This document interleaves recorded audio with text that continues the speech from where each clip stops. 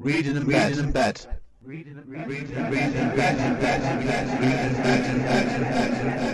Hi everyone, this is Amanda Nicholson, and this is a special episode of Reading in Bed. There's no Andy N here today. There's just me and some clips from several poets who are in my anthology, which is called Nobody Left Behind. So I'm going to start by introducing you to the first one, and that is Exposure by Rosemary Moore. Exposure. Politicians spend money investigating parties. They're dying from exposure of their flaws. You overspend on fuel in November, get overdrawn in December. By January it's frigid, but your overdraft is rigid. Come February, snowdrops peek through snow. In bed, your toes are warm, cheeks red, nose drips. In the kitchen, cupboards bare, shiver. Cold. Reactions slow. Enzymes slow. No return. Hypothermia. The next two poems come from the same person, and that is the wonderful Elaine Savage, and the first one you're going to hear from her is called Togetherness. Walking in the rain, him with his umbrella as I wore my carrier bag from Lidl. Romantic surprise of sharing a bag of chips instead of being taken to a boring restaurant.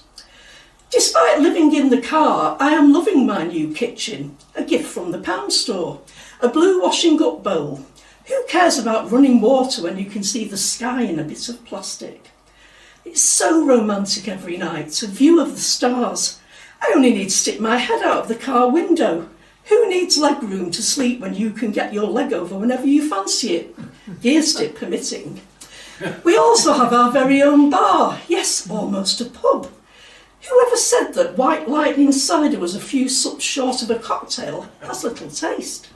Indeed, our clientele come from all walks of life. Some are steadier on their feet than others, but they are all connoisseurs of the nectar, which is also unkindly labelled loony juice. Indeed, we have come to call this park bench our own, after the car was repossessed. Still, we keep the romance alive. On balmy nights, I take off my wig, and we dance to the rhythm of the sirens, never forgetting our honeymoon. Back when he was Prime Minister, and me, his paramour, if only. Thank you.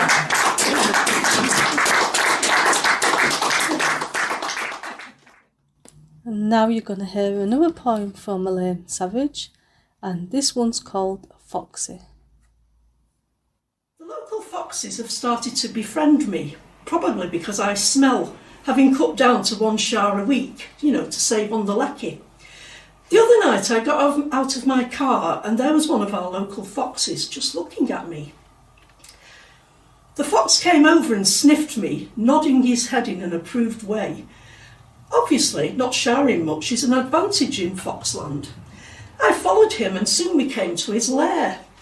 Not a lot to write home about structurally, but inside it was full of foxes who were holding what looked like musical instruments. They were fashioned from bits of wood and had strings which looked suspiciously like they had come from living creatures as they had flecks of what looked like blood sticking to them. Having travelled around a bit and observed that people have different customs, I try and fit in where I can. Imagine my surprise when one of the foxes offered me an instrument.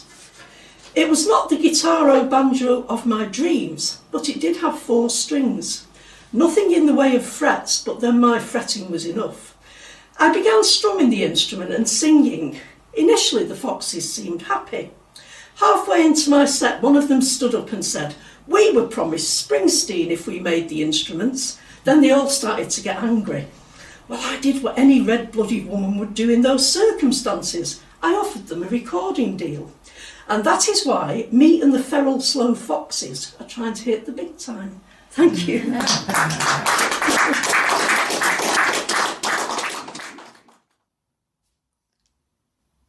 Only Today by Amanda Nicholson. If today was the last day to speak your truth before it was suffocated in lies, and retrieving it felt like wading through quicksand, would you finally speak freely or continue to say you don't do politics? If today was the last day to show how you feel, to forget about self-imposed barriers and hear what others have to say, would you continue to talk over them and play the same broken record instead? If today is all you get to make a change, will you still put off until tomorrow with wafer-thin excuses? Or will you take your last chance before everything you take for granted is stripped away and you're left out in the cold forever?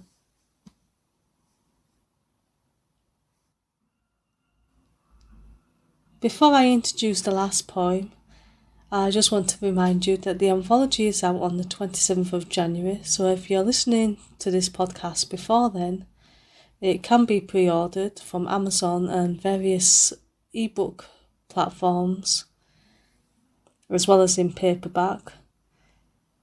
And all the proceeds go to Mustard Tree, which do a lot of good work in Manchester.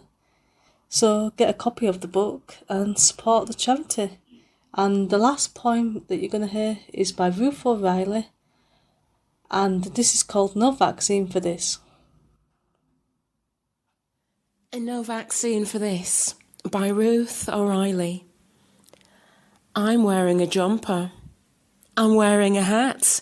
So desperate for heat, I'm hugging a cat. And no, I'm not sitting outside in the park. I'm here at my flat, sat in pitch dark. Nothing is dropping, except for my jaw. Cost of my shopping, thrice the price of before. And we've all had our jabs to protect from a virus. Yet we're dying instead from an economic crisis. Reading in bed.